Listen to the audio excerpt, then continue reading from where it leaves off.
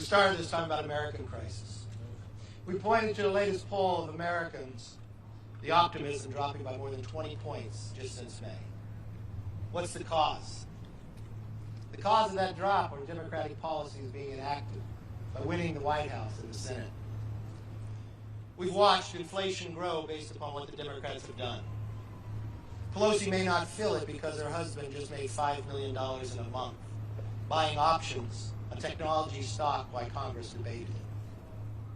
We watched their defunding of the police, crime rising in every city across America, that even the former liberal Senator Barbara Boxer now has the effect of being robbed in Oakland.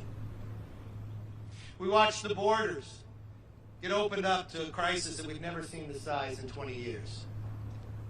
We watched the variant come back in people that are not vaccinated based upon these individuals being moved throughout the country. We watched wokeism knock down our military. These are things that we're going to fight to put America back on the right pace. We just need to make sure we fire Nancy Pelosi. Yeah. With that, let's take some questions. Yes, sir. You mentioned all of the various crises that are happening under the Biden administration. Can you point to a single thing that President Biden has done right since taking office?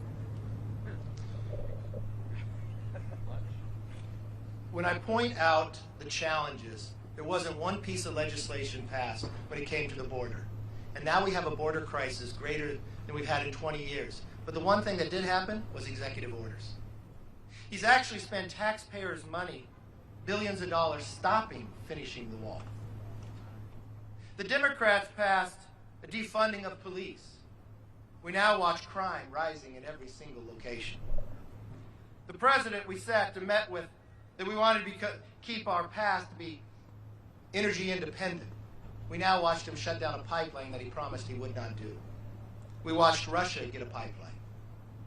We watched the eastern coast of the United States actually bring natural gas in from Russia, even though American gas is 42% cleaner. We watched the president time again when he was sworn in said he was going to work in a bipartisan method. But time again we found the lack of any opportunity to have that discussion.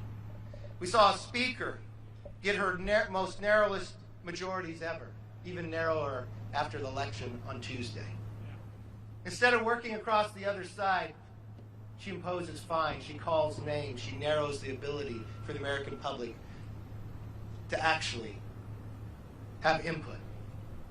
I haven't found very many things that they have done right now. If the president asked my advice, had he done nothing since he took office, optimism would be up 20%, not down.